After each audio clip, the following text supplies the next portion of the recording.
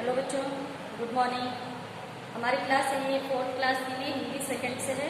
Hindi second में lesson 6 सच्चा शिष्य। ये एक कहानी पर आधारित है।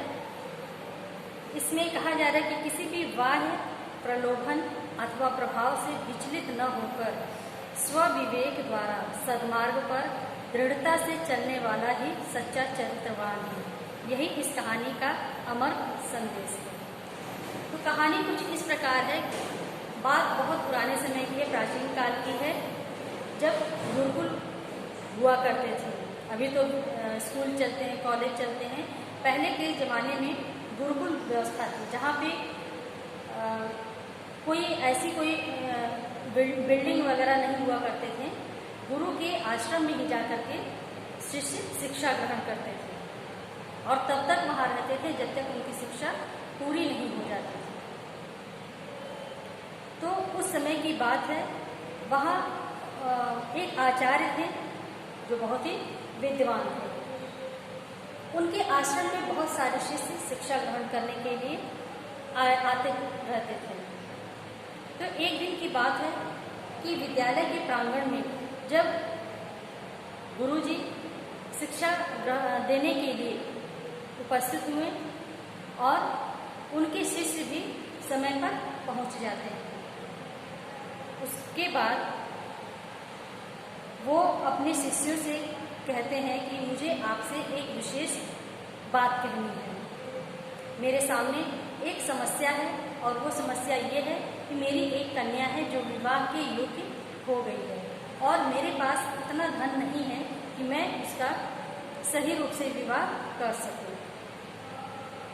तो उनके शिष्यों में जो शिष्य बड़े घरानों से थे, धनी परिवार से थे, वो आगे आकर के उन्हें अपने माता पिता से धन मांगकर देने के लिए कहते हैं। इस पर गुरु जी बोलते हैं कि नहीं, ये गलत होगा। तो एक इसी तरह की वार्ता चलती रहती है और उस दौरान गुरु जी कहते हैं एक तरह से इस बात को सुलझाया जा सकता है कि आप अपने घरों से धन लाएं, पर वह धन आपके परिवार के किसी भी सदस्य के द्वारा देखा ना गया हो या उनको पता भी ना चले और धन मेरे पास आप लेकर आए। शर्त यही थी कि परिवार के किसी भी सदस्य को उसके बारे में कोई जानकारी ना होने पाए। तो जो धनी परिवार से बच्चे थे वो तो आसानी से ये सोच करके अपने घर चले गए, लेकिन जो गरीब परिवार से थे वो भला क्यों पीछे रहे। उन्हें भी अपनी परिवार की स्थिति के अनुरूप जो समझ में आएगा वो लेकर आएंगे, ऐसा गुरुजी ने कह दिया। सभी छात्र सभी शिष्य अपने अपने घरों के लिए निकल जाते हैं। कुछ समय के बाद जब शिष्य वापस आते हैं, जब उनको ऐसा लगता है कि उनके पास उचित व्यवस्था हो गई है, तो वो वापस आते हैं गुरु के पास और गुरु को यथोचित सामान जो उनके पास हो सका वो उनको देते हैं। लेकिन एक छात्र ऐसा था जो कुछ भी नहीं लाया था।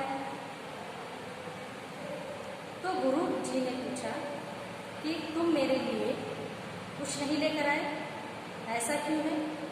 क्या तुम्हारा परिवार इतना धनी है, इतना गरीब है कि तुम्हारे घर में कोई भी ऐसा सामान नहीं था जो तुम मुझे गुरु दक्षिणा में दे सको?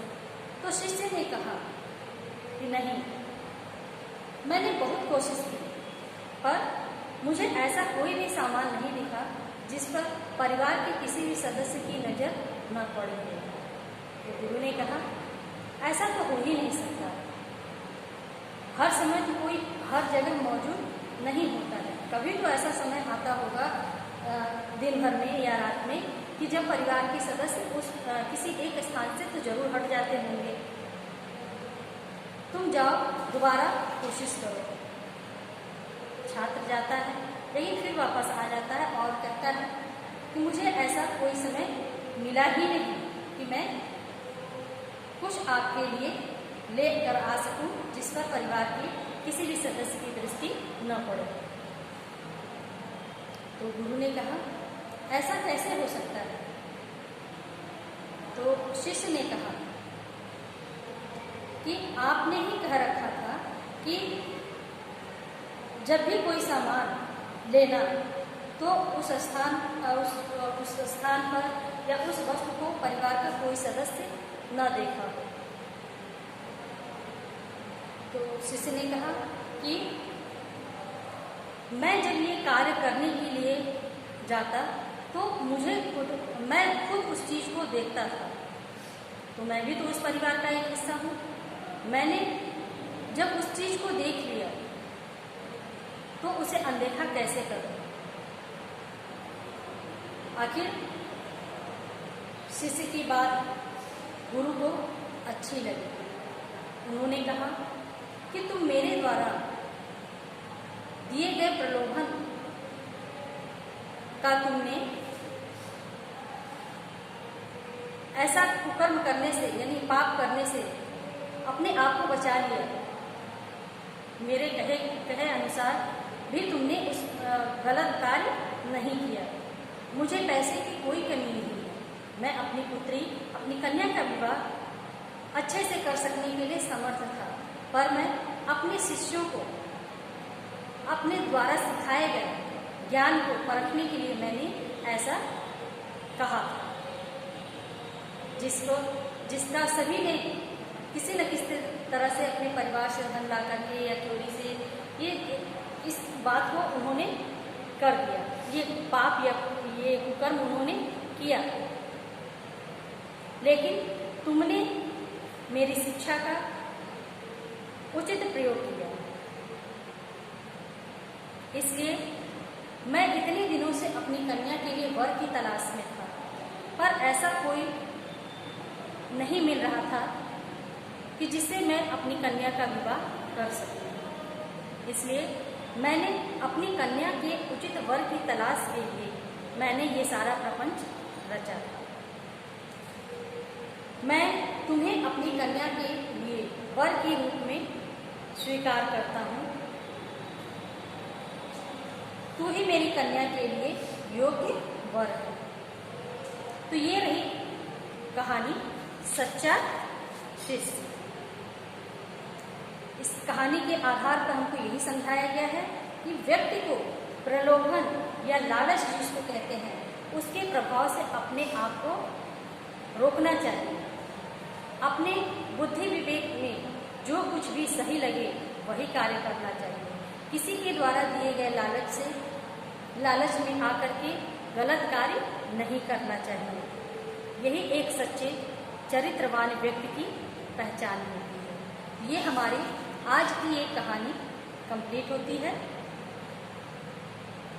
शब्दार्थ जो इस बुक में दिया, इस लेसन का दिया गया है, वो आप लोग अपनी कॉपी में लिखते ही हैं। बाकी के जो एक्सरसाइज होंगे वो हम आपको PDF के द्वारा देंगे। तो इसको शब्दार्थ को हम आपको कॉपी में लिखने के लिए होमवर्क में दे रहे हैं। इसको आप लोग अपनी डायरी में नोट कर लीजिए। डायरी में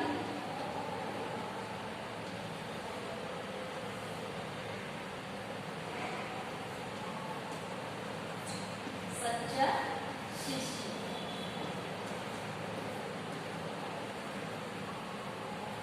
यही हमारी कहानी का नाम है ना। अब इस कहानी को खत्म होने के बाद जो पाठ में शब्दार्थ दिया गया है उसको आपको कॉपी में लिखना है।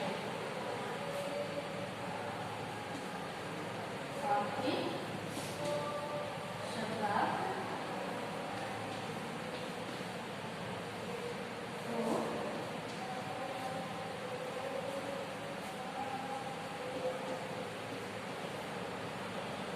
कॉपी में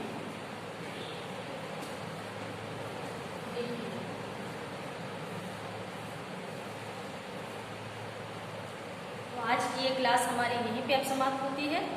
अगली क्लास में हम आपको फिर मिलेंगे, लेकिन बाकी का जो एक्सरसाइज है वो आप लोग PDF दे करके कंप्लीट करिएगा। कंप्लीट करने के बाद जल्दी से जल्दी अपनी कॉपी सबमिट करिए ताकि उसको समय से हम करेक्शन करके आपको दे सकें।